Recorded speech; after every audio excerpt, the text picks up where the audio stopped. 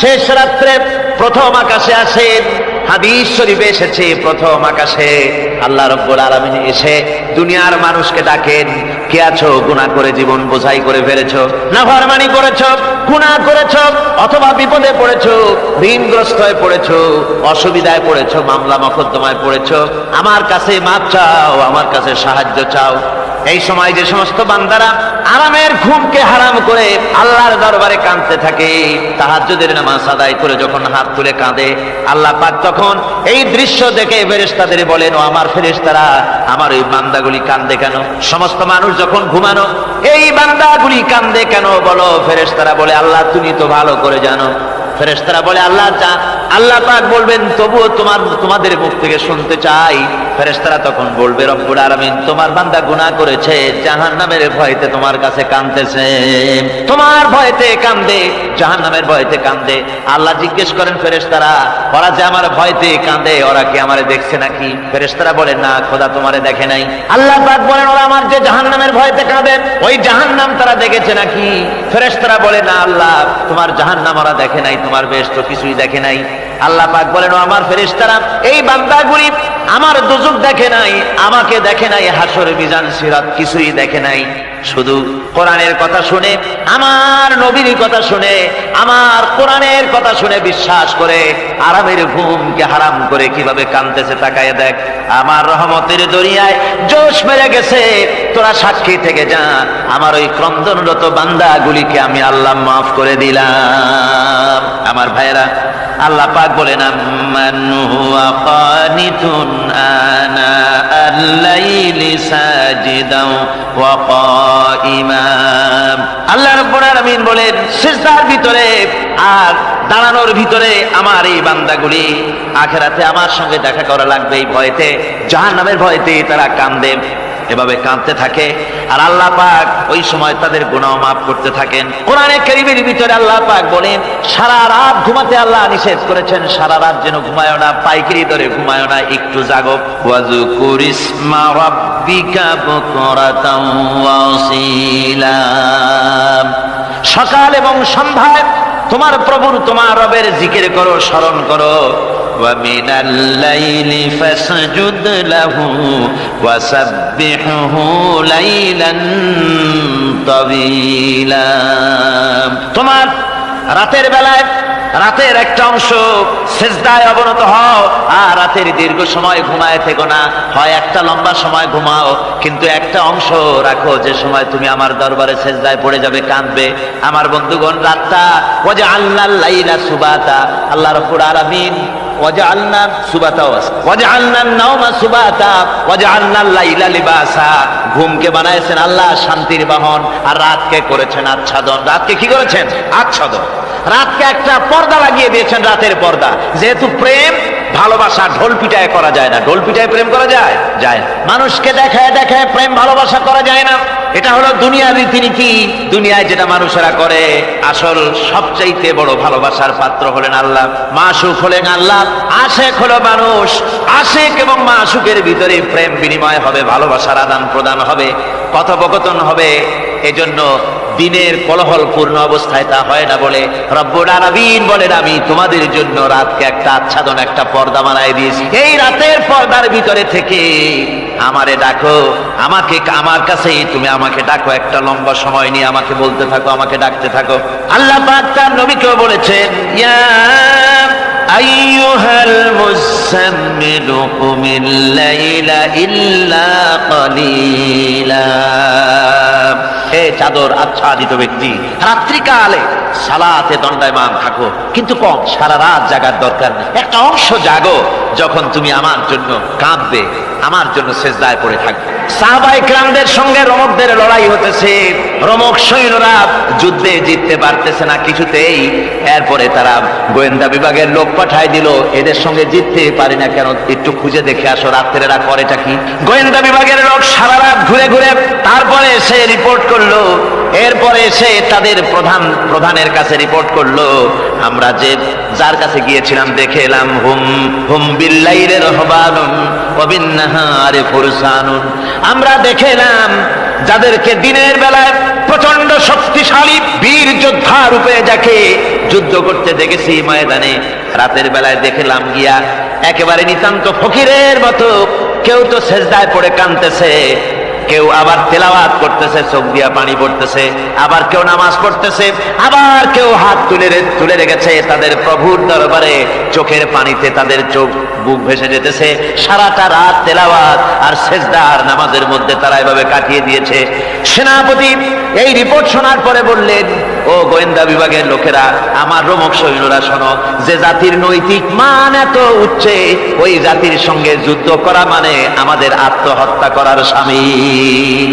এদের সাথে কিছুতেই আমাদের পক্ষে পারা সম্ভব না। হ্যাঁ, এদের সাথে পারা যাবে যদি এই সম্পর্ক নষ্ট করে দেওয়া যায়। আল্লাহর সাথে তাদের এই গভীর সম্পর্ক যেটা আছে, এই সম্পর্ক নষ্ট করে দিতে হবে, তাহলেই কেবলমাত্র সম্ভব হবে। এদের নৈতিক চরিত্র ধ্বংস করার জন্য প্রচেষ্টা চালাও, তাহলে হয়তো আমরা কামিয়াব হতে পারব।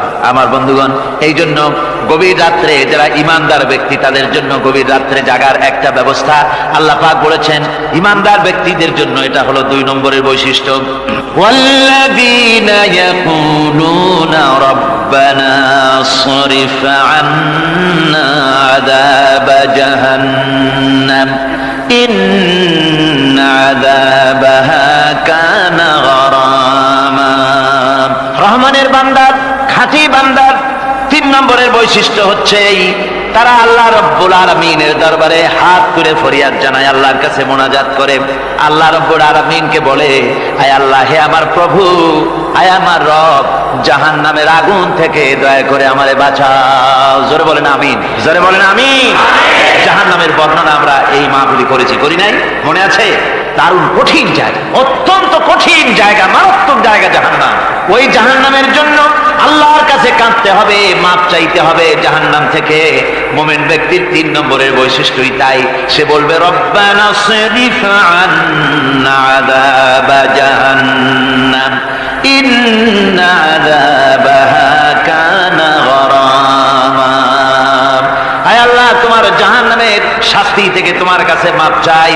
আল্লাহ পাক বলেন, এই জাহান্নামের শাস্তি বড়ই প্রাণান্তকার হবে। ইন্নাহা সাআত মুস্তাকাররান ওয়া মুকামা। জাহান্নাম হচ্ছে অবস্থানের জন্য অত্যন্ত নিকৃষ্ট, খুবই খারাপ জায়গা এই জাহান্নাম। কিন্তু মুসলমানদের অবস্থাটা ভিন্ন।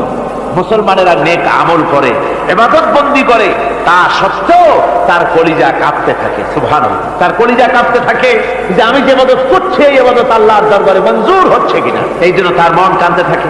সে আমলের উপর নির্ভর করে থাকে না, সে আল্লাহর দয়ার উপরে নির্ভর করে। কিসের উপরে নির্ভর করে? আল্লাহর দয়া, আল্লাহর রহমতের উপরে নির্ভর করে।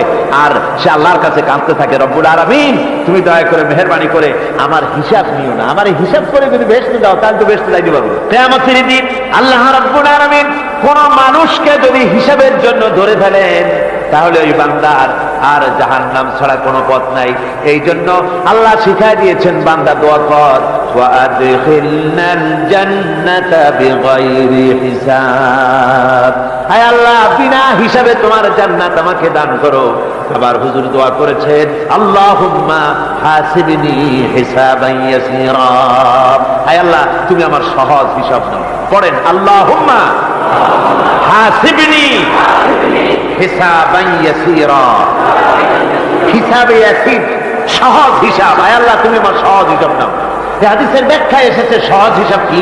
ব্যাখ্যায় এসেছে সহজ হিসাবটা হচ্ছে, আল্লাহ রাব্বুল আলামিন কিয়ামতের ময়দানে তার কোন বান্দাকে যদি রহমত করতে চান, কোন বান্দার প্রতি যদি দয়া করতে চান, কাউকে যদি ক্ষমা করতে চান, তাহলে আল্লাহ রাব্বুল আলামিন তাকে একটা পর্দার আড়ালে ডেকে নেবেন। একটি পর্দার আড়ালে রেখে নিয়ে আল্লাহ পাক জিজ্ঞেস করবেন, বান্দা তুই কি এই গুনাহগুলি করেছিলি নাকি? এই সব গুনাহ করেছিস নাকি? আল্লাহ জিজ্ঞেস করবেন বান্দাকে, অবস্থাটা কেমন হবে চিন্তা করেন। বান্দা এইগুলি করেছিস নাকি? বান্দা ভয়তে থরথর করে কাঁপতে থাকবে, কলিজা ভয়তে কাঁপতে থাকবে, অস্থির হয়ে যাবে। সে স্বীকার করবে, রব্বুল আলামিন, তুমি যা বলেছো, আমি সব অন্যায় আমার দ্বারা হয়েছে, আমি বুঝতে পারি নাই, আমাকে মাফ করে দাও। রব্বুল আলামিন বান্দাকে বলবেন, যা বান্দা, আমি তোকে মাফ করে দিলাম, আমার জান্নাতে চলে যা। সুবহানাল্লাহ, সুবহানাল্লাহ। সুতরাং জাহান্নামের শাস্তি থেকে সব সময়ের জন্য আল্লাহর কাছে মাপ চাইতে হবে। ওয়াল্লাযীনা ইযা আনফাকু লাম ইউসরিফু ওয়া লাম ইয়াকতুরু ওয়া কানা বাইনা যালিকা কাওয়ামা। রহমানের প্রকৃত খাঁটি বান্দা তারা, যারা নাকি যখন খরচ করে খরচের সময় বেহুদা খরচ করে না, আবার খরচের ভিতরে কার্পণ্যতাও তারা করে না। ওয়া কানা বাইনা যালিকা কাওয়ামা, এই দুইয়ের মাঝে তারা ভারসাম্য রক্ষা করে, মধ্যমনীতি অবলম্বন করে চলে। তার মানে হলো পয়সা আছে বলি এই পয়সা দিয়ে তারা মদ খায় না, জুয়া খেলে না, মিনা বাজার ইত্যাদি শয়তানি বদমাশি সিনেমা হল ইত্যাদি বানায়া পাপের বোঝা বাড়ায় না। তারা অতিরিক্ত কোনো খরচ করে না, আবার অর্থ পূজারী ব্যক্তির মতো কার্পণ্যতাও তারা করে না। দুইয়ের মাঝে তারা ভারসাম্য রক্ষা করে। এক শ্রেণীর লোক আছে মাল শুধু জমায়, খরচ করে না। কোরআন শরীফে বলা হয়েছে আল্লাযী জামা মালান ওয়া আদ্দাদা, মাল জমা করে আর গুনতে থাকে, মাঝে মধ্যে আবার টেলিফোন করে, হ্যালো সোনালী ব্যাংকের ম্যানেজার সাহেব নাকি? বলে হ্যাঁ, দেখুন তো আমার আমলনামাটায় কত আছে। এখন হিসাব করে তাড়াতাড়ি, এখন তার আমলনামা দেখতে সময় লাগে না, তাড়াতাড়ি দেখা যায়।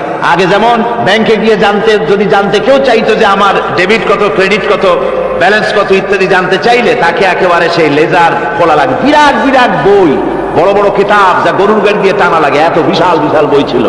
এখন সেগুলি সংক্ষিপ্ত হয়ে একেবারে কম্পিউটারের মধ্যে ঢুকানো হয়েছে। কম্পিউটারের ভেতরে রয়েছে একটা ছোট্ট যন্ত্র যার নাম হলো মাইক্রোচিপ, একেবারে এতটুকু ছোট্ট মাইক্রোচিপ। এই মাইক্রোচিপসের ভেতরে হাজার হাজার ক্লায়েন্টসদের ডেবিট ক্রেডিট, তাদের ট্রানজেকশন, তাদের ব্যালেন্স সব কিছু রয়ে গেছে। আপনি যখনই জিজ্ঞেস করবেন সে বাটন একটা দাবালো আর সাথে সাথে স্ক্রিনে এসে গেল আপনার নাম কি, বাপের নাম কি, দাদার নাম কি, কত টাকা জমা করছিলেন, কোন কোন তারিখে উঠাইছেন, হাতে কত, নিচেন কত, 14 গোষ্ঠীর ইতিহাস একটা চাপে চলে আসে। তো আমি মানুষকে এভাবে বলি যে এই বুদ্ধিটা যিনি দিলেন, লোকেরা বলে তো কয় যে কিয়ামতের দিন আল্লাহ নাকি আমলনামা দিবে মানুষের সামনে হাজির করিয়া, ইমানদারের সামনের থেকে ডান হাতে, বেঈমানের পিছন থেকে কোন হাতে, বাঁ হাতে। এখন ওই আমলনামা সারা জীবনের যত কথা বলছি, যত কাজ করছি সবটাতে লেখা থাকবে। তাহলে সেটা তো একটা বিশাল একটা বই হবে, তো আমরা হাতে করে ধরবই বা কেমনে, আর ওটা হবেই বা কেমনে, আর ওটা পড়বই বা কেমনে? এখন তো বুঝতে সহজ হয়েছে কেমনে পড়বেন। মানুষের মাথায় যদি এই বুদ্ধি আসে, একটা ছোট্ট মাইক্রোচিপসের ভেতরে যদি হাজার হাজার ক্লায়েন্টসদের কোটি কোটি শত শত সহস্র কোটি একটা মাইক্রোচিপসের ভিতরে ঢুকানো যায়, তাহলে এই বুদ্ধি যিনি দিলেন তিনি বুঝি এর চাইতেও ছোট্ট বইয়ের মধ্যে আপনার আমলনামা উঠে দিতে পারবেন নাকি? যারা বলেন পারবে কিনা? নিশ্চয়ই পারবেন, হাজার বার পারবেন বন্ধুগণ। সুতরাং এরা মাল জমা করে আর গোনে, জিজ্ঞেস করে ম্যানেজার সাহেব কত হয়েছে, বলে যে এত লক্ষ এত, তখন আবার চিন্তা হয় যে আরো কত টাকা জমাইতে পারলে কোটি হয়, তারপরে আরো 200 কোটি হয়, এভাবে তারা জমাইতে থাকে, খরচ করেন। তো এ ব্যাপারে সন্তানদের জন্য খরচ যেটা লাগে সেটা স্ত্রী পুত্র সন্তান আত্মীয় স্বজন যেটা আছে, যা তাদের জন্য যে পরিমাণ খরচ করা লাগে তা যদি না করে তাহলে এটা হচ্ছে বখিলি, আর খরচ করতে গিয়ে যদি বেশি করে তাহলে সেটা হচ্ছে বেহুদা খরচ। এখন এই বেহুদা খরচ থেকে আমাদেরকে বাঁচতে বলা হয়েছে। বিষয়টা হচ্ছে নিজের আত্মীয় স্বজন সন্তান সন্ততির জন্য খরচ করতে হবে যা লাগে তাই, আর আল্লাহ রাস্তায় যখন দেওয়ার কথা আসে তখন প্রাণ খুলে দান করতে হবে। দেখেন লোকেরা যখন আল্লাহ রাস্তায় দান করতে বলা হয়, পকেটের মধ্যে হাত দিয়ে তারপর আঙ্গুল অনেক সময় কষাকষি করে। একজনে জিজ্ঞেস করলাম, মিয়া পয়সা দিবাতে এত পকেটে হাত রাখিয়া বাইরে করো না মোটে? কয় যে ঘষে দেখতেছি, শিখি না 10 পাই। তাহলে এইভাবে আল্লাহ রাস্তায় দেওয়ার সময় এই যে কার্পণ্যতা, এই কার্পণ্যতা মানুষকে তাকে শেষ করে দেয়, তার ঈমানকে নষ্ট করে দেয়। আর পয়সা আছে বলে বেশি খরচ করতে হবে, যেমন বিবাহে লোকেরা খরচ করে আমাদের দেশে, কোরবানি করতে গিয়ে খরচ করে। হ্যাঁ, কোরবানি করবেন আপনি, ভালো একটা কোরবানি করবেন, আপনার পয়সা যেমন আছেন তেমন, কিন্তু 50,000 টাকা দাম দিয়ে একটা গরু কিনা, সেই গরুর গলায় মালা দিয়া এরপরে সারা শহরে প্রদর্শনী করতে হবে, এর কোনো যুক্তি নাই। আছে কোনো যুক্তি? যদি তা হয় তাহলে ওই গরু যিনি কেনেন তার গলায় মালায় দিয়ে দুজনে একসাথেই ঘুরানো দরকার, বুঝলেন? আমার বন্ধুগণ, আপনি কোরবানি করবেন, কোরবানি আপনার 10,000 টাকায় হয়ে যেতে পারে, 15,000 টাকায় হয়ে যেতে পারে, বাকি টাকাগুলি আল্লাহর রাস্তায় খয়রাত করে দেন। কত গরিব আত্মীয় আছে তাদের দিয়ে দেন। 50,000 টাকা দিয়ে বিরাট বাজারের সেরা গরু খরিদ করে কোরবানি দিচ্ছেন। অর্থটা কি? মানুষকে দেখাচ্ছেন আল্লাহর দরবারের গোশত যাবে না, চামড়া যাবে না, রক্ত যাবে না, যাবে আপনার নিয়ত। কি যাবে? নিয়ত। সুতরাং আল্লাহ রাস্তায় যখন খরচ করবেন, সেই খরচ করার ব্যাপারে তখনও নিয়তটা দেখতে হবে। হালাল পথে খরচ করতে গেলেও নিয়তটা দেখতে হবে, এবং তখনও বেহুদা খরচ করা যাবে না। বিবাহে যেভাবে খরচ আজকাল করে মানুষেরা, হুজুর সাল্লাল্লাহু আলাইহি ওয়াসাল্লাম বলেছেন যে বিবাহে যত খরচ কম, সেই বিবাহ তত বরকতপূর্ণ। আর আমরা মনে করি বিবাহে যত বেশি খরচ বাড়ানো যায় ততই এটা বেশি শানদার হবে। উল্টা চিন্তা করি। আল্লাহ রাব্বুল আলামিন এরপরে বলছেন, والذين لا يدعون مع الله إلها آخر ولا يقتلون النفس التي حرم الله إلا بالحق ولا يزنون ومن يفعل ذلك يلقى أثاما। আর রহমানের খাঁটি বান্দা যারা, তাদের পঞ্চম নম্বরের বৈশিষ্ট্য হচ্ছে যে তারা আল্লাহর সাথে, আল্লাহকে বাদ দিয়ে অন্য কাউকে ইলাহা বলে, মাবুদ বলে ডাকে না। এই ব্যাপারেও ব্যাখ্যা আমরা এই মাহফিলে দিয়েছি, মনে আছেন আপনাদের? আল্লাহ ছাড়া অন্য কাউকে ইলাহা বলে ডাকা যাবে না। ওয়ালা ইয়াকতুলুনা আন-নাফসাল্লাতী হারামাল্লাহু ইল্লা বিল হক। আর আল্লাহ যে সমস্ত প্রাণকে, আর ওই লোকেরা যারা নাকি আল্লাহ ছাড়া, ইমাম রহমানের বান্দা যারা, তারা একদিকে তো আল্লাহ ছাড়া অন্য কাউকে ডাকে না, মাবুদ বলে স্বীকার করে না, অন্যদিকে আল্লাহর হারাম করা প্রাণগুলিকে তারা ধ্বংস করে না। অর্থাৎ আল্লাহ যাদেরকে হত্যা করতে নিষেধ করেছেন, প্রাণীদেরকে হত্যা করতে, মানুষ হত্যা করতে নিষেধ করেছেন, আল্লাহর নিষেধ, আল্লাহ যেগুলি জায়েজ করেছেন সেগুলি বাদ দিয়ে হত্যা করা, এগুলি তারা করে না। ওয়ালা ইয়াজনুন, আর তারা জেনা ব্যভিচারেও লিপ্ত হয় না। এটা হচ্ছে যে এই সমস্ত লোকগুলি তারা গুনাহ থেকে মুক্ত থাকতে চেষ্টা করে। তারা আল্লাহ ছাড়া আর কাউকে রব বলে ডাকে না, ইলাহ বলে ডাকে না, মাবুদ বলে ডাকে না। হযরত ইবনে মাসউদ রাদিয়াল্লাহু তাআলা আনহু বলেছেন, তিনি রাসূল পাক সাল্লাল্লাহু আলাইহি ওয়াসাল্লামের কাছে জিজ্ঞেস করেছিলেন, হে রাসূল, সবচেয়ে বড় গুনাহ কি? হুজুর বলেছেন সবচেয়ে বড় গুনাহ তিনটা। সবচেয়ে বড় গুনাহটা কয়টা? রাসূল পাক সাল্লাল্লাহু আলাইহি ওয়াসাল্লাম বলেছেন সবচেয়ে বড় গুনাহ হচ্ছে তিনটি। একটি হচ্ছে, তুমি যদি কাউকে আল্লাহর সমতুল্য প্রতিদ্বন্দ্বী বানিয়ে যদি তার কাছে কিছু চাও, তাহলে এটা সবচেয়ে বড় গুনাহ। সন্তান দিতে পারেন আল্লাহ, তোমাকে রোগমুক্ত করতে পারেন আল্লাহ, আল্লাহ যা করতে পারেন এই সব বিষয়গুলি যদি মানুষের কাছে চাও, তাহলে তুমি আল্লাহর জায়গায় তাকে বসালে, এটা সবচেয়ে বড় গুনাহ। আর 2 নম্বরের গুনাহ হচ্ছে, নিজের সন্তান তোমার খাবার খাবে, তোমার খাবারে সন্তান ভাগ বসাবে, এই ভয়তে সন্তানকে হত্যা করা, এটাও বিরাট পাপ। আর 3 নম্বরে হচ্ছে প্রতিবেশীর স্ত্রীর সঙ্গে জেনা করা, এটা হলো আরেকটি। মোট 3টি গুনাহ বলেছেন রাসূলুল্লাহ, সবচেয়ে মারাত্মক গুনাহ। তার মধ্যে এই গুনাহগুলি তো আমাদের সমাজে চালু আছে। একদিকে সমাজের ভেতরে রয়েছে আল্লাহ ছাড়া মানুষের কাছে, মাজারের কাছে গিয়া, কবরের কাছে গিয়া, কবরওয়ালার কাছে চাওয়ার এই রেওয়াজ চালু আছে। এই রেওয়াজ কি চট্টগ্রামে কমেছে না বেড়েছে? কমেছে। জোরে কোন আলহামদুলিল্লাহ। কমে গিয়েছে, আগের তুলনায় বহুত কমেছে। যারা এই মাজারকে নিয়ে ব্যবসা করে, তারা অনেকে বলেছেন যে আমাদের ইনকাম আগে যা ছিল তার থেকে 4 আনায় নেমে গিয়েছে, 12 আনাই শেষ। জোরে কোন আলহামদুলিল্লাহ। জোরে বলেন আলহামদুলিল্লাহ।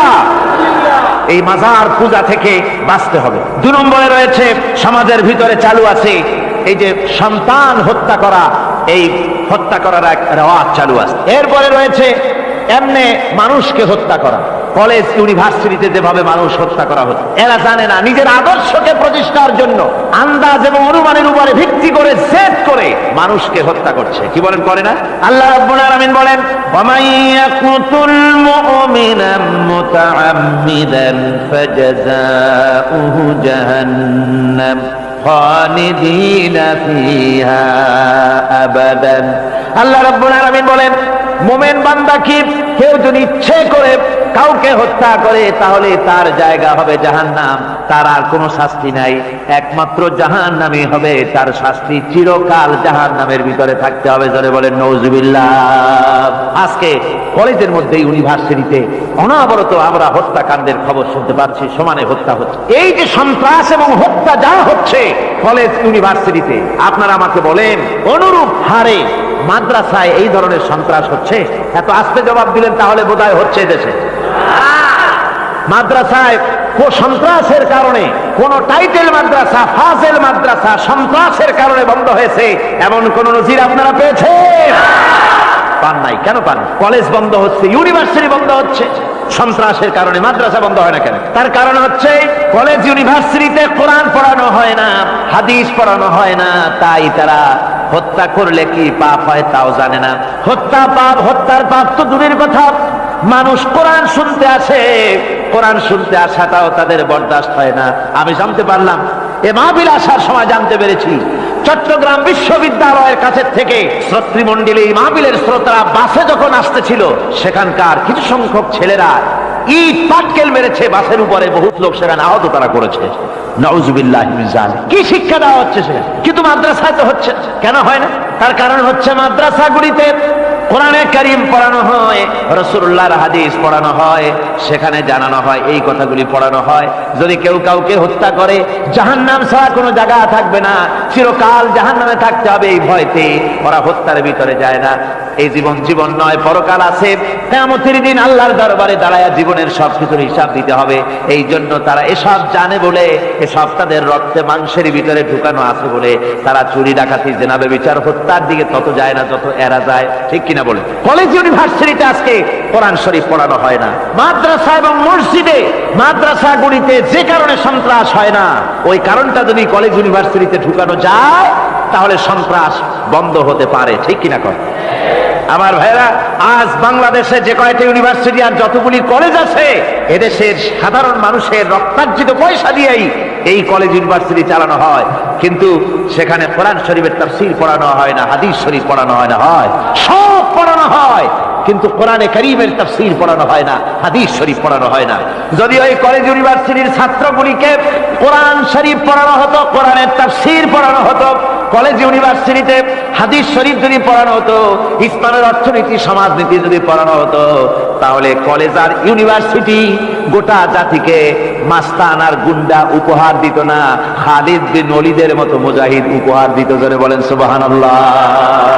আজকে গোটা জাতির চিন্তা চেতনা ধারণার বহির্ভূত সেখান থেকে সন্তান আমরা পাচ্ছি। আজকে সেখানে ছেলে পাঠাচ্ছে বাপ, ছেলে পাঠাচ্ছে, ছেলে লেখাপড়া করে সেখান থেকে ভালোভাবে পাশ করে আসবে, চাকরি বাকরি করবে, মা বাপের সুখের কারণ হবে। কিন্তু দেখা যায় কিছুদিন পর সেখান থেকে চলে আসে সন্তান লাশ হয়ে বাপের ঘরে ফিরে এলো। কি শিক্ষা হচ্ছে? এই শিক্ষা ব্যবস্থার আমূল পরিবর্তন হওয়া দরকার। আপনারা অবাক হবেন, শিক্ষা ব্যবস্থার পরিবর্তন হওয়া দূরের কথা, কোরআন হাদিস কলেজ ইউনিভার্সিটিতে পড়ানো তো দূরের কথা, নামাজের জন্য কোনো তাগিদ নাই। কোন কলেজে কোন ইউনিভার্সিটিতে এরকমের তাগিদ আছে যে যারা মুসলমান ছাত্র, জোহরের আযান হয়ে যাবে, সব ছাত্র শিক্ষককে বাই হুক এন্ড ক্রুক মসজিদে যেতে হবে, 5 ওয়াক্ত নামাজ বা জামাত আদায় করতে হবে, এমন হুকুম আছে? আছে। এরপরেও ছেলেরা যে যতটুকু ভালো আছে, ও তো বাস ভাঙছে ইউনিভার্সিটির সামনে পাইয়া, ওরা লাঠি ঝাঙ্গা নিয়ে যে দূর আসে না, এই তো কপাল। কথা বুঝতে পেরেছেন? ওদের তো কিছু শিখানো হয় না, কিচ্ছু, অর্থাৎ চরিত্র সৃষ্টি তাদের করানো হয় না। নামাজের তাগিদ নাই, রোজার তাগিদ নাই, ওজন একটা আলাদা জগৎ। যুবতী মেয়ে, যুবতী ছেলে, যুবক ছেলে পড়াশোনা করে কো এডুকেশন, সহশিক্ষায়, একসাথে যুবক পুরুষ আর যুবতী মহিলা একসাথে ওঠা বসা করছে, একসাথে পিকনিক করতে কোথায় হারায় যাচ্ছে, কি করতেছে না করতেছে দেখারও কেউ নাই। জোরে কর নাউজুবিল্লাহ। আজ তাই এক কথায় ইউনিভার্সিটিকে এদেশের একজন কবি বলেছিলেন ডাকাতদের গ্রাম। এখন শুধু ডাকাত না, মানে ডাকাতদের একেবারে আড্ডাখানা হয়ে গিয়েছে, অস্ত্রবাজির আড্ডাখানা হয়ে গিয়েছে। তাদের চরিত্র নষ্ট করার জন্য, ইসলামের থেকে তাদের মনকে ফিরিয়ে দেওয়ার জন্য বইপত্রের অভাব নাই, কোরআন হাদিসের অভাব আছে সেখানে, কিন্তু তাদের মন মগজ ইসলাম থেকে যেন ফিরে যায় এজন্য তাদেরকে বইপত্র দেওয়া হয়। যেমন সেই যুগের নাম করা কবি ছিল ইমরাউল কায়েস, খুব নাম করা কবি ছিল। তার কবিতার বই সাবায়ে মুআল্লাকা আজও পর্যন্ত মাদ্রাসা শিক্ষার, উচ্চ শিক্ষায় এবং ইউনিভার্সিটি শিক্ষায়, সেখানে আধুনিক শিক্ষার উচ্চ শিক্ষায় সেখানে এ বই এখনো পড়ানো হয়। এই বইটির লেখক অর্থাৎ নাম করা কবির ছিল অনেকগুলি শত্রু। একদিন তার প্রাণের শত্রু তাকে ঘিরে ফেলেছে মরুভূমির ভেতরে, বলছে, তারা দুজন ছিল সংখ্যায়, বলল যে তোমাকে আমরা হত্যা করব। ইমরাউল কায়েস যখন দেখলো যে এদের হাত থেকে বাঁচার কোনো পথ নাই, তখন সে বলল, দেখো তোমরা তো আমাকে মারবে, কিন্তু একটা কথা আমি তোমাদেরকে বলি, আমাকে মারার পরে আমার দুটো মেয়ে আছে, মেয়ে দুটিকে একটি খবর পৌঁছে দেবে। কি খবর? বলে আমাকে মারার পর আমার বাড়ি গিয়ে মেয়ে দুটিকে গিয়ে বলবে, ইয়া বানাতি ইমরাউল কায়েস ইন্না আবাকুমা, বাস এই কথাটুকুন বলে দেবে। তো যারা হত্যা করবে তারা চিন্তা করলো যে এই কথার দ্বারা তো আমরা হত্যা করেছি, তা তো প্রমাণিত হবে না, সুতরাং মারতে অসুবিধাটা কি। তারা মেরে ফেললো। মারার পরে মরুভূমির ভিতরে তাকে গেড়ে দিয়ে এরপরে এই দুইজন লোক ওয়াদা পালন করার জন্য ইমরাউল কায়েসের বাড়ি গেছে। বাড়ি গিয়ে বলছে মেয়ে দুটোকে ডেকে যে, হে মেয়েরা, তোমাদের পিতার সঙ্গে মরুভূমিতে আমাদের দেখা হলো, তারপরে তোমার পিতা আমাকে তোমাদেরকে একটা কথা বলতে বলেছেন, সেটা হলো এই, ইয়া বানাতি ইমরাউল কায়েস ইন্না আবাকুমা। শোনা মাত্রই মেয়ে দুটি চিৎকার করে কেঁদে উঠেছে। তাদের চিৎকার শুনে আশেপাশের লোকেরা এসে জিজ্ঞেস করলো, তোমরা কাঁদছো কেন? কয় যে এই দুটি লোক আমার পিতাকে হত্যা করেছে। কয় কি করে বুঝলে? কয় এই যে এদের কাছে আমার আব্বা একটা খবর পাঠাইছে, খবরটা হলো ইয়া বানাতি ইমরাউল কায়েসিন নাম আবাকুমা। ওরা বলছে এতে ওরা হত্যা করেছে, তা কি করে বোঝা গেল? এর অর্থ তো হচ্ছে যে হে ইমরাউল কায়েসের মেয়েরা, নিশ্চয়ই তোমার পিতা, তো নিশ্চয়ই তোমার পিতা কি খায় না ঘুমায় না বিদেশে গেছে, কি করে বোঝা গেল যে সে নিহত হয়েছে? মেয়ে দুটি বলছে, দেখো আমার পিতা যে কবিতার পংক্তি বলেছেন এর দ্বিতীয় লাইন আমরা জানি কি হবে, ইয়া বানাতি ইমরাউল কায়েস ইন্না আবাকুমা। এর দ্বিতীয় লাইন হবে কাদ কুতিলা ওয়া কাতিলুহু লাদাকুমা। এর দ্বিতীয় লাইন হবে নিশ্চয়ই তোমার পিতা নিহত আর হত্যাকারীরা দুজনই তোমাদের সম্মুখে উপস্থিত। এখন আপনারা চিন্তা করেন যে মহিলারা পর্যন্ত সেই যুগে কতখানি বুদ্ধিমতী, কতখানি তারা বুৎপত্তি সম্পন্না ছিল সেই যুগের মহিলারা পর্যন্ত, পুরুষ তো দূরের কথা। তো জ্ঞান বুদ্ধি সবই ছিল, সব থাকা সত্ত্বেও এই যে তারা চুরি করত, ডাকাতি করত, জিনা করত, ব্যভিচার করত একটি জিনিসের অভাবে। কয়টি জিনিসের অভাবে? সেই জিনিসটা হচ্ছে ওদের কাছে ওহির জ্ঞান ছিল না। ওহির জ্ঞান না থাকার কারণে ওদের এই চরম দুরবস্থা হয়েছিল। আর রাসূল পাক সাল্লাল্লাহু আলাইহি ওয়াসাল্লাম ওহির জ্ঞান দিয়ে ওই জাতিকে গোটা পৃথিবীর মধ্যে শ্রেষ্ঠ জাতিতে পরিণত করে দিয়েছিলেন। আজকে আমাদের দেশের শিক্ষা ব্যবস্থায় ওই ওহির জ্ঞান নাই, যার ফলে আমাদের দেশে ছেলেরা শিক্ষিত হয় কিন্তু সেই যুগের লোকেদের মতো হতে পারছে না, কলেজ এবং ইউনিভার্সিটি ওই ধরনের লোক তৈরি করতে পারছে না। আমার বন্ধুগণ, সে যুগের থেকে আমরা উন্নতি অনেক করেছি। উন্নতি বিশেষ বিশেষ ক্ষেত্রে এই করেছি, সে যুগের লোকেরা তারা যারা চোর ছিল, চুরি করত, তারা লেখাপড়া জানতো না। আজকে যারা চুরি করে তারা তো কমসে কম ম্যাট্রিক পাস। সে যুগে যারা ডাকাতি করত তারা লেখাপড়া জানতো না। আজকের যারা ডাকাত তারা কমসে কম বিএ পাস। আগের যুগে, সেই যুগে যারা নাকি মানুষ হত্যা করত তারা লেখাপড়া জানতো না।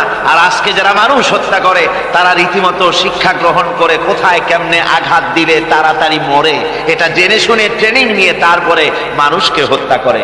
অগ্রগতি উন্নতি এতটুকুন হয়েছে, কিন্তু মৌলিক মানবীয় গুণাবলী সৃষ্টি করার জন্য কোরআনের অবদানের কোনো বিকল্প নাই। জোরে কোন সুবহানাল্লাহ। আমি গত 4 দিন আপনাদের সামনে কোন সূরা আলোচনা করেছি? সূরা ফুরকান। আমি সূরাটিকে শেষ করতে পারবো না, মানে মাঝখান থেকে আলোচনা করতে পারবো না, যেহেতু সময় নেই, আজকেই তো শেষ হয়ে যাবে। সেই জন্য আমি বেছে নিয়েছি সূরা ফুরকানের শেষ রুকুটি আপনাদের সামনে আজকে আলোচনা করব, যেখানে আল্লাহ রাব্বুল আলামিনের খাঁটি বান্দা তৈরি করার পরিকল্পনা আল্লাহ দিয়েছেন। খাঁটি বান্দা হওয়ার জন্য আল্লাহ পাক একটা ফর্মুলা বলেছেন, সেই ফর্মুলাটা আজকে আমরা এখানে আলোচনা করব। এই ফর্মুলা দিয়েই জনাবে মুহাম্মদ রাসূলুল্লাহ সাল্লাল্লাহু আলাইহি ওয়াসাল্লাম একটি সুন্দর সমাজ সৃষ্টি করেছিলেন। একটি আর্থসামাজিক সুন্দর সমাজ বিনির্মাণে যে ধরনের লোক তৈরি করা দরকার ছিল, এই কোরআনে কারীমের মাধ্যমেই রাসূল পাক সে ধরনের লোক তৈরি করেছিলেন। আসুন শয়তানের ওয়াসওয়াসা থেকে পানাহ চেয়ে নিয়ে আমরা কথা শুরু করি। আউযু বিল্লাহি মিনাশ শাইতানির রাজীম। বিসমিল্লাহির রাহমানির রাহিম। মুফিদুর রহমান সাহেব আমাকে খবর দিলেন, ওনার কাছে খবর এসেছে যে মানুষ ভিড়ে এবং চাপে শ্বাসরুদ্ধ হয়ে মরে যাওয়ার উপক্রম হয়ে যাচ্ছে বিভিন্ন জায়গায়। তা আমি আপনাদেরকে অনুরোধ করব, যিনি যেখানে আছেন সামনের দিকে বাড়ার কোনো চেষ্টা করবেন না। রাস্তায় থাকেন, ড্রেনের পাশে থাকেন, গাছের উপরে থাকেন, ছাদের উপরে থাকেন, যেখানে থাকেন সেখানে বসে পড়েন। রাস্তা তো ট্রাফিক বন্ধ করে দেওয়া হয়েছে, গাড়ি ঘোড়া এসব রাস্তায়, এ মাহফিলের চারদিকের সমস্ত রাস্তার গাড়ি ঘোড়া বন্ধ করে দেওয়া হয়েছে। ফলে আপনারা রাস্তার উপরে বসে পড়েন, দাঁড়িয়ে থাকবেন না, দাঁড়াতে গেলেই মানুষের চাপে হেলাধুলা করবেন, পড়ে যাবেন, হাত পা ভেঙে যাওয়ার প্রাণান্তকার দশা হওয়ার সম্ভাবনা হবে। সুতরাং আমি সকলকে অনুরোধ করছি, মেহেরবানি করে কোরআনের সম্মানে, এ মাহফিলের সম্মানে আপনারা যার যার জায়গায় বসে পড়েন। কেউ দাঁড়িয়ে থাকবেন না, আর মোটেই চাপাচাপি করবেন না, কেউ কথা বলবেন না, আর দাঁড়াবেনও না। শয়তানের ওয়াসওয়াসা থেকে পানাহ চেয়ে পরম করুণাময় আল্লাহ রাব্বুল আলামিনের নামে শুরু করছি।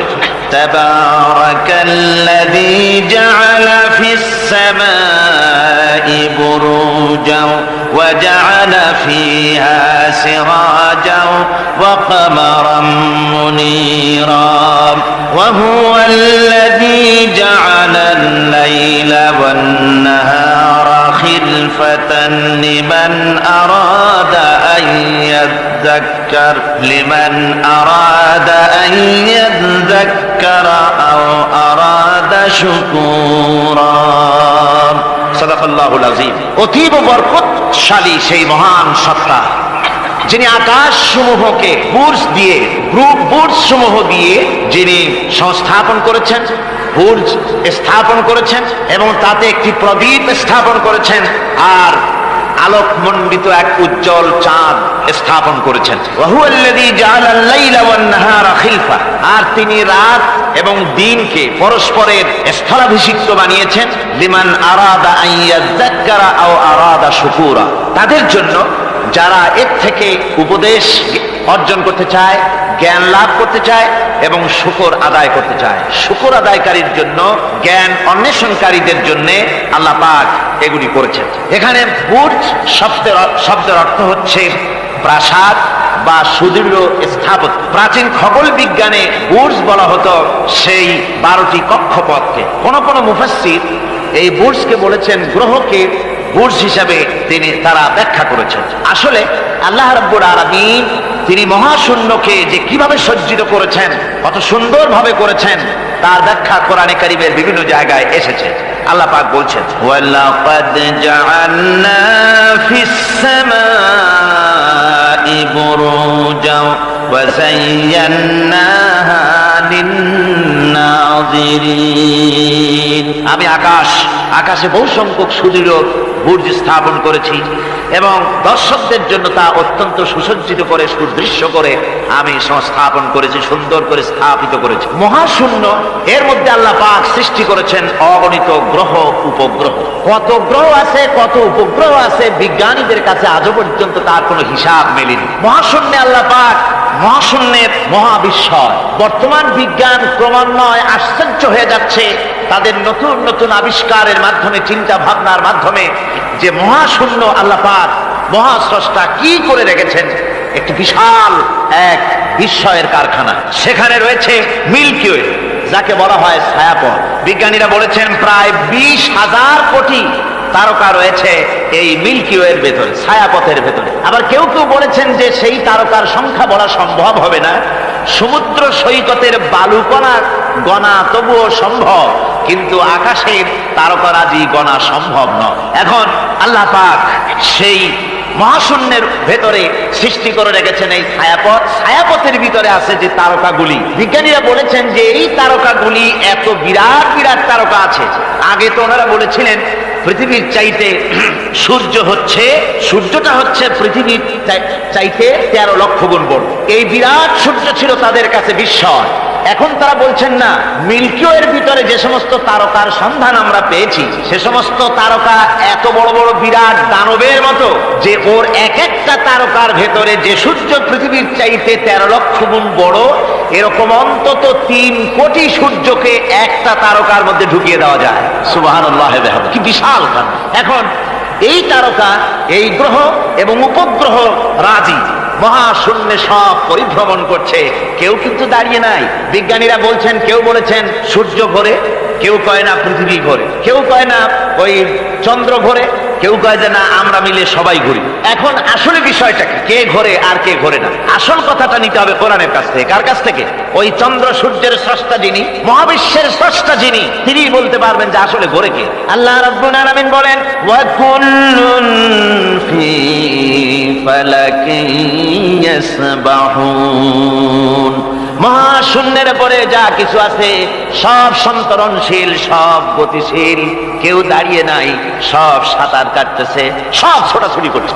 ছোটাছুটি করছে, তা আবার এত দ্রুত গতি, এক একটা যে গতির কথা আমরা চিন্তা করতে পারবো না। ভীষণ তীর্যক গতিতে সব ছুটছে তো ছুটছে, কিন্তু ওখানে আবার কোনো ট্রাফিক পুলিশ নাই। আছে নাকি ট্রাফিক পুলিশ?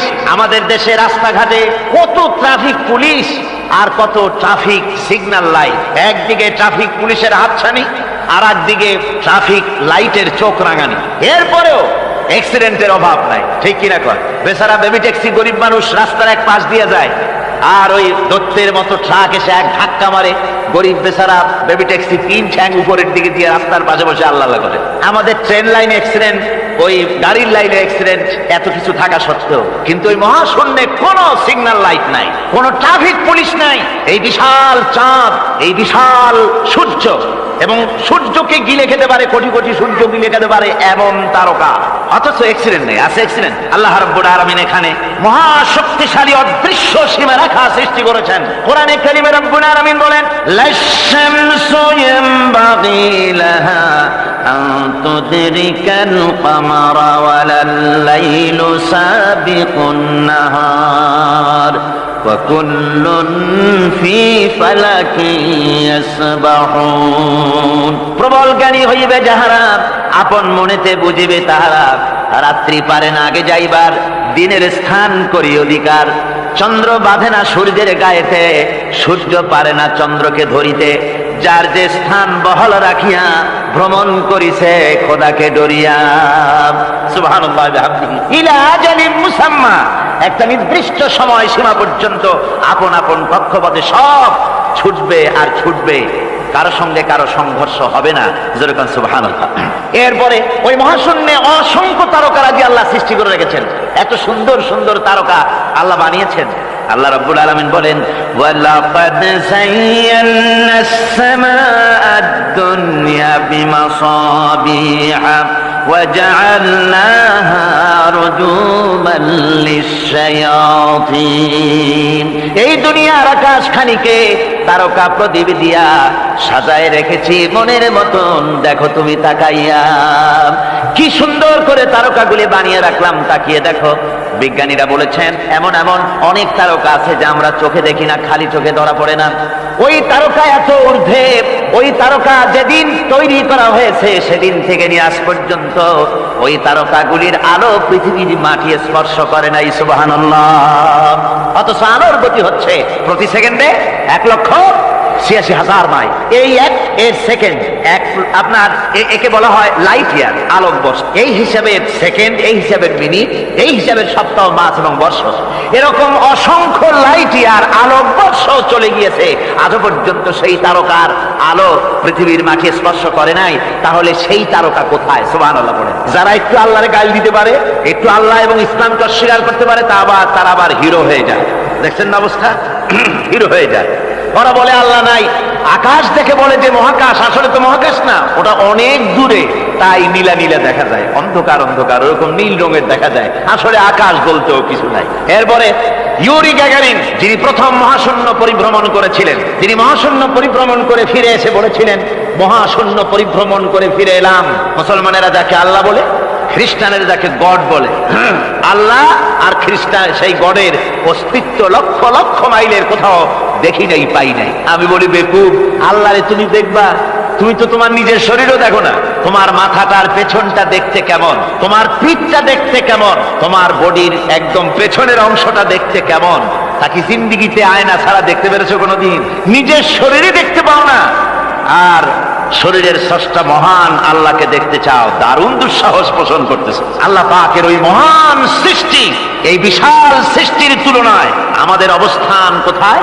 আমাদের অবস্থান হচ্ছে মহাসমুদ্রের ভিতরে কাগজ দিয়ে নৌকা বানায় যদি ছেড়ে দেওয়া যায়, তো মহাসমুদ্রে কাগজের নৌকাটার যে অবস্থা, এই আল্লাহর মহাবিশ্বে মহাশূন্যের ভেতরে স্পেস, মহাশূন্য, আল্লাহর মহাসৃষ্টি, এর ভেতরে আমাদের অবস্থানও আটলান্টিক মহাসাগরে কাগজের নৌকাটা যেমন, আমাদের পৃথিবীর অবস্থাটা তেমন। সুবহানাল্লাহ।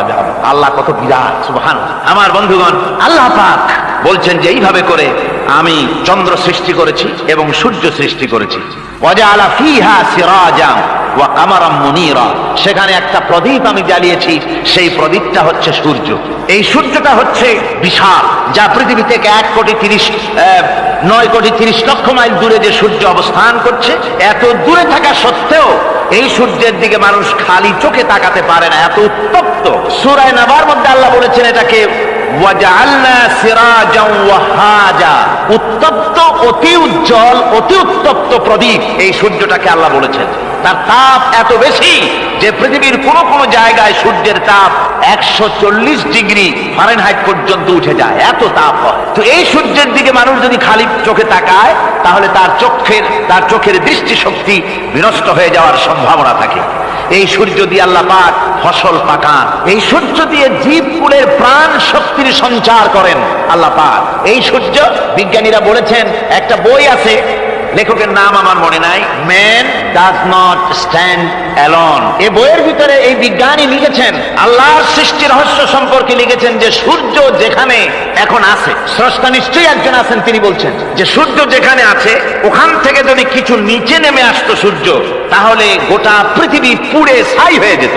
আর যেখানে আছে ওখান থেকে যদি কিছু উপরে উঠে যেত, গোটা পৃথিবী হিম শীতলতায় গোটা পৃথিবী ফ্রিজ হয়ে যেত। অথচ একটা মাপা একটা জায়গায় আল্লাহ পাক এই সূর্যকে রেখেছেন, সুবহানাল্লাহ পড়েন। আবার চন্দ্রকেও এমন একটা মেজারমেন্ট করা জায়গায় আল্লাহ রেখেছেন, এই চন্দ্র যদি উপরে উঠে যেত, যেখানে আছে সেখান থেকে গোটা পৃথিবীটা মরুভূমি হয়ে যেত। আর যেখানে আছে সেখান থেকে যদি নিচে নেমে আসতো কিছুটা, তাহলে গোটা পৃথিবী বন্যায় প্লাবনে গোটা পৃথিবী ভেসে চলে যেত। সুবহানাল্লাহ ওয়া বিহামদিহি।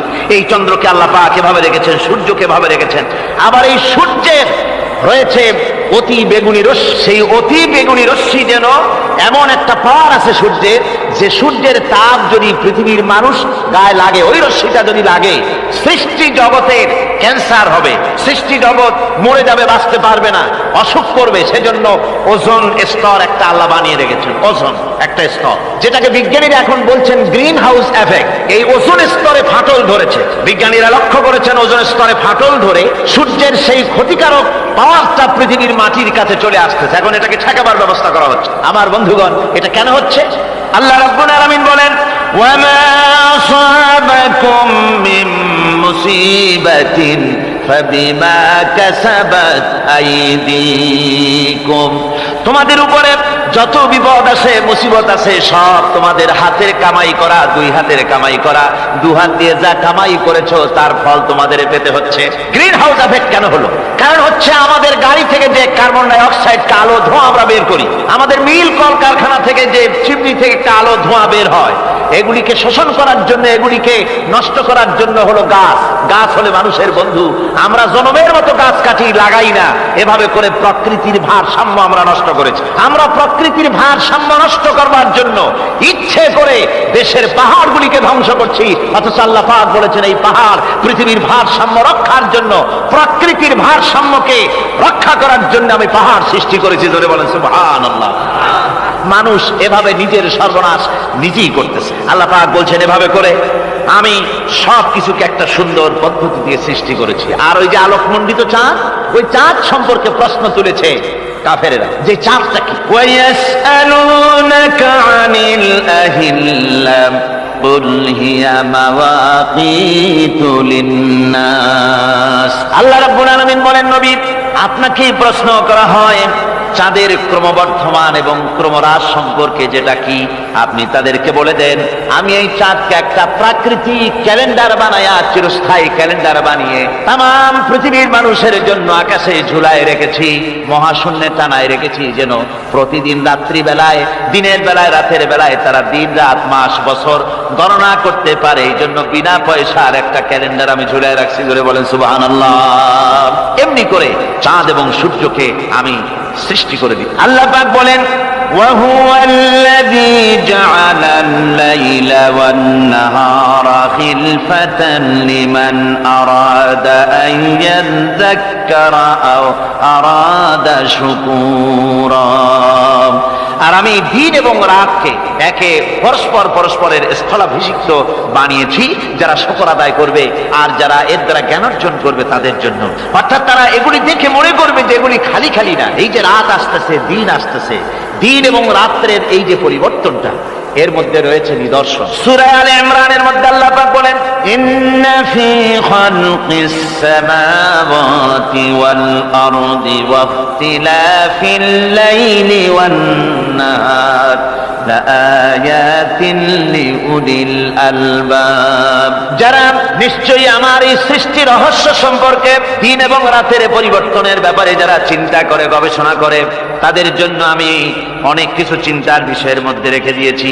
তারা এসব আমার সৃষ্টি নৈপুণ্যতা দেখে তারপরে তারা হতবাক, বিস্ময় বিমুখ হয়ে তারা বলে, এগুলি দেখে আর বলে, আল্লাযীনা ইয়াযকুরুনাল্লাহা কিয়ামান ওয়া কুউদান ওয়া আলা জুনুবিহিম ওয়া ইয়াতাফাক্কারুনা ফি খালকিস সামাওয়াতি ওয়াল আরদ। তারা বসা অবস্থায়, দাঁড়ানো অবস্থায় আমার প্রশংসা করে আর বলে, রব্বানা মা খালাকতা হাযা বাতিলান সুবহানাকা ফাকিনা আযাবান নার। আয় আল্লাহ পাক, তুমি কোনো কিছু খেল তামাশার বিষয়বস্তু করে তৈরি করো নাই, অতএব জাহান্নামের শাস্তি থেকে তুমি আমাকে রক্ষা করো। আল্লাহর নবী বলেছেন, আল্লাহর সৃষ্টি নৈপুণ্যতা সম্পর্কে যদি কোনো বান্দা 1 ঘন্টা চিন্তা করে, 1 ঘন্টা যদি গবেষণা করে, চিন্তা করে, রব্বুল আলামিন তার আমলনামায় 60 বছরের নফল ইবাদতের সওয়াব লিখে দেন। জোরে বলেন সুবহানাল্লাহ। আল্লাহ পাক এই সমস্ত কথা বলে এখন ওই ফর্মুলা বলতেছেন যে আসলে আমার বান্দা হওয়ার জন্য, খাঁটি বান্দা হওয়ার জন্য তার কয়েকটি বৈশিষ্ট্য থাকতে হবে। আল্লাহ পাক এখানে 8টি বৈশিষ্ট্য বর্ণনা করেছেন। আল্লাহর খাঁটি বান্দা হওয়ার জন্য বৈশিষ্ট্য কয়টা লাগবে? 8টি। বেহেশত কয়টা? বেহেশত কয়টি? আল্লাহ পাক বৈশিষ্ট্য বানিয়েছেন 8টি। এখানে 8টি বৈশিষ্ট্যের কথা বলা হয়েছে। মহান আল্লাহ রাব্বুল আলামিন বলেন, ওয়া ইবাদুর রাহমানিল্লাযীনা ইয়ামশুনা আলাল আরদি হাওনান ওয়া ইযা খাতাবাহুমুল জাহিলুন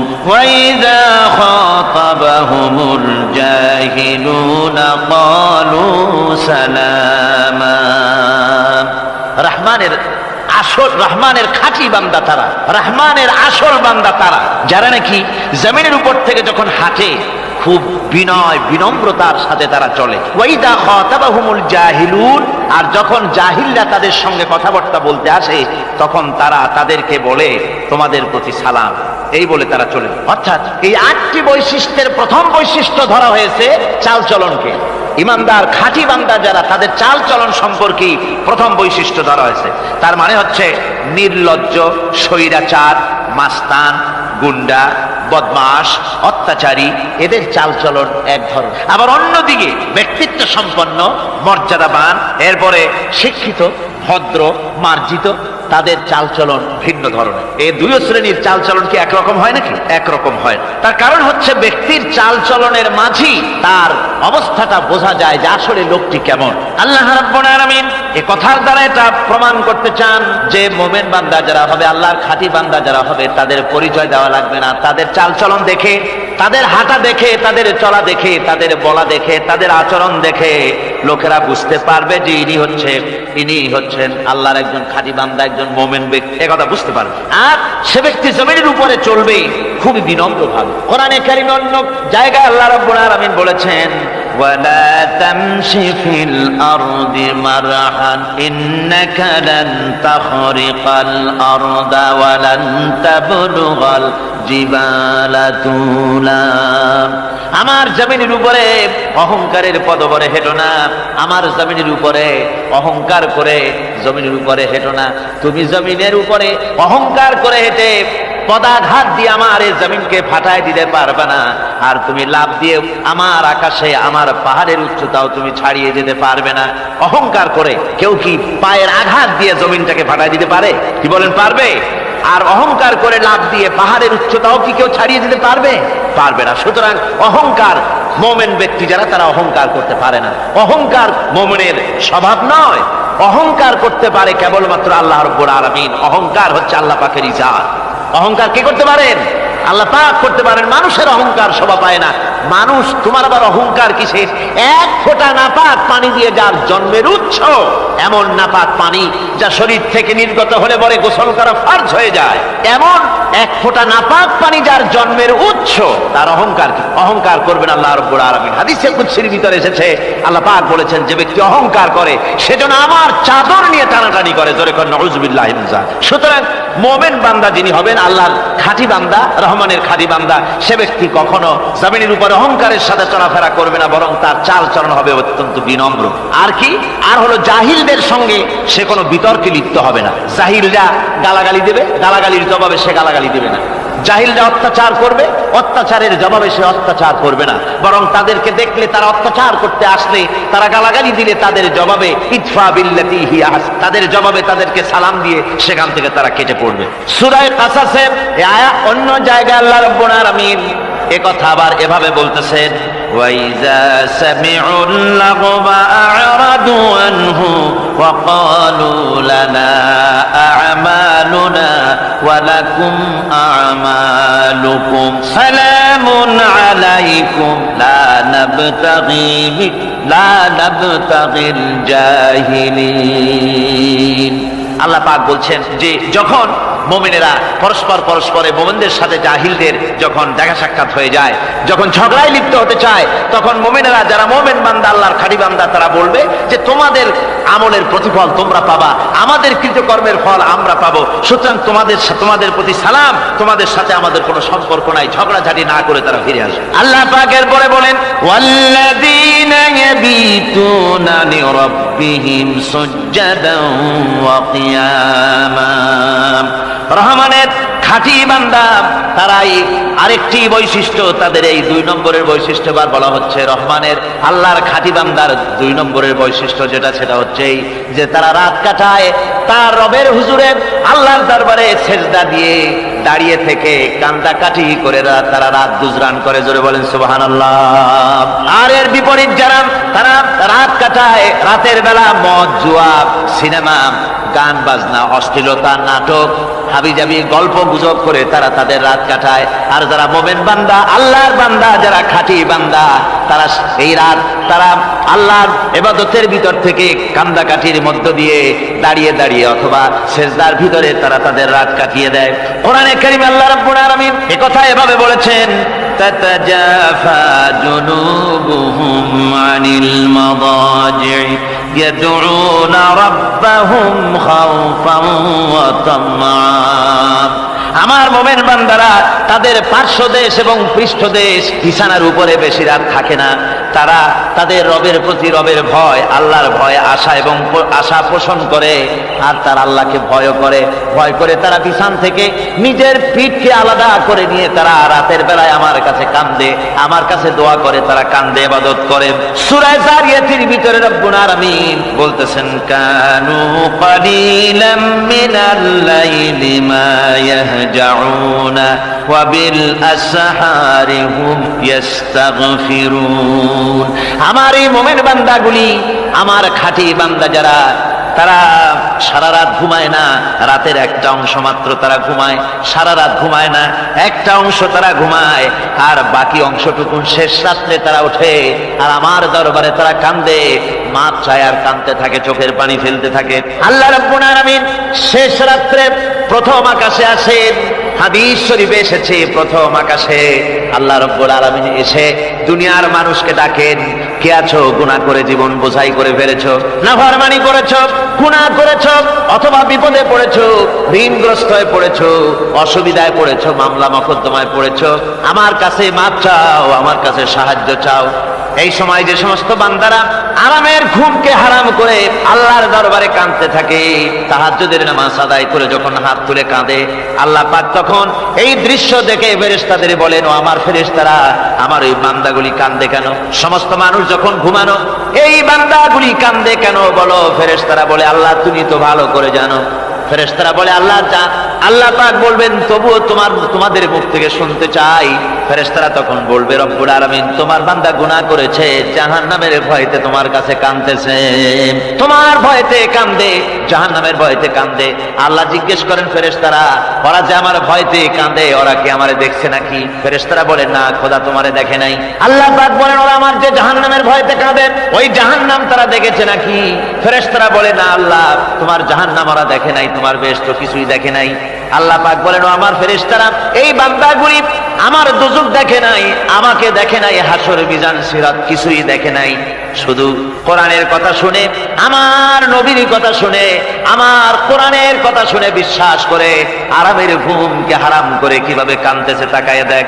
আমার রহমতের দরিয়ায় জোশ মেরে গেছে, তোরা সাক্ষী থেকে যা আমার ওই ক্রন্দনরত বান্দাগুলিকে আমি আল্লাহ মাফ করে দিলাম।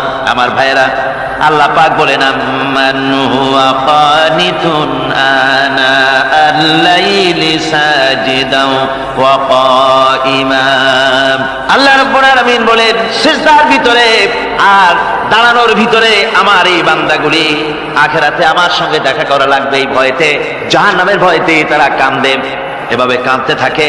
আর আল্লাহ পাক ওই সময় তাদের গুনাহ মাফ করতে থাকেন। কোরআনে কারীমের ভিতরে আল্লাহ পাক বলেন সারা রাত ঘুমাতে আল্লাহ নিষেধ করেছেন, সারা রাত যেন ঘুমায় না, পাইকারি ধরে ঘুমায় না, একটু জাগো। ওয়াজকুর ইসমা রাব্বিকা বুকরাতাও ওয়া আসীলা। সকাল এবং সন্ধ্যায় তোমার প্রভুর তোমার রবের জিকির করো, স্মরণ করো। وَمِنَ اللَّيْلِ فَاسْجُدْ لَهُ وَسَبِّحْهُ لَيْلًا طَوِيلًا। তোমার রাতের বেলায় রাতের একটা অংশ সিজদায় অবনত হও, আর রাতের দীর্ঘ সময় ঘুমায় থেকো না, হয় একটা লম্বা সময় ঘুমাও কিন্তু একটা অংশ রাখো যে সময় তুমি আমার দরবারে সিজদায় পড়ে যাবে, কাঁদবে। আমার বন্ধুগণ রাতটা ওয়াজআলনাল লাইলা সুবাতা, আল্লাহ রাব্বুল আলামিন ওয়াজআলনা সুবাতা ওয়াজআলনান নাওমা সুবাতা ওয়াজআলনাল লাইলা লিবাসা, ঘুমকে বানাইছেন আল্লাহ শান্তির বাহন, আর রাতকে করেছেন আচ্ছাদন। রাতকে কি করেছেন? আচ্ছাদন। রাতকে একটা পর্দা লাগিয়ে দিয়েছেন, রাতের পর্দা। যেহেতু প্রেম ভালোবাসা ঢোল পিটায় করা যায় না, ঢোল পিটায় প্রেম করা যায় যায় না। মানুষকে দেখায় দেখায় প্রেম ভালোবাসা করা যায় না, এটা হলো দুনিয়ার রীতিনীতি।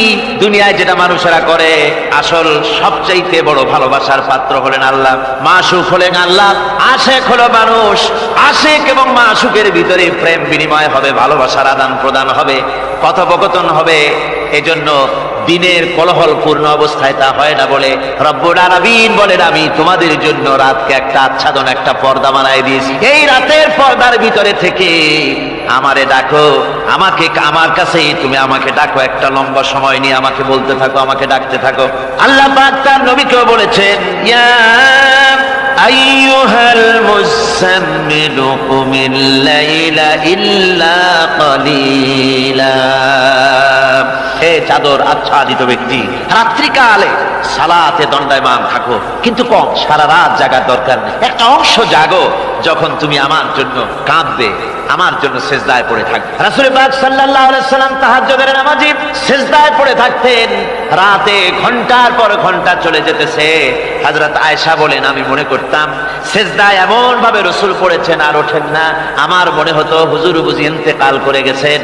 আমি রাসূলের পায়ের আঙ্গুল ধরে আস্তে করে চাপ দিতাম, হুজুর তাতে একটু ব্যথা পেয়ে আঙ্গুল নাড়া দিতেন, তখন আমি মনে করতাম আল্লাহর নবী বিদায় হন নাই, বেঁচে আছেন। আবার কখনো দাঁড়িয়ে দাঁড়িয়ে নামাজের ভিতরে তেলাওয়াত করতে করতে রাত শেষ হয়ে যেত, আমার মনে হতো এই দাঁড়ানো থেকে হুজুর বুঝি আর রুকুতে যাবেন না। আবার যখন রুকুতে যেতেন মনে হতো এই রুকু থেকে আর বুঝি সেজদায় যাবেন না। আবার যখন সেজদায় যেতেন মনে হতো এই সেজদা থেকে রাসূল বুঝি আর উঠবেন না। সুবহানাল্লাহ। সাহাবায়ে কেরাম জিজ্ঞেস করতেন হে রাসূল, হযরত আয়েশা জিজ্ঞেস করে হে রাসূল আপনি এত কাঁদেন কেন, এত ইবাদত করেন, এত রাত জাগেন?